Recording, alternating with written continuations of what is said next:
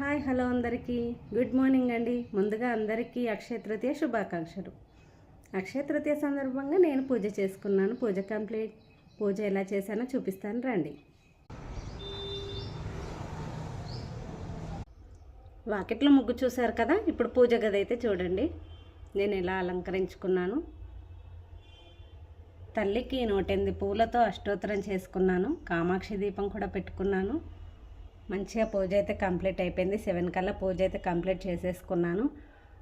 పాలు, పండ్లు, బెల్లం నైవేద్యంగా నేను పెట్టుకున్నాను, కొబ్బరికాయ. ఇక్కడైతే ఉప్పు దీపం కూడా పెట్టుకున్నాను. చూడండి మా ఇంటి లక్ష్మీదేవి ఎంత కళగా ఉందో.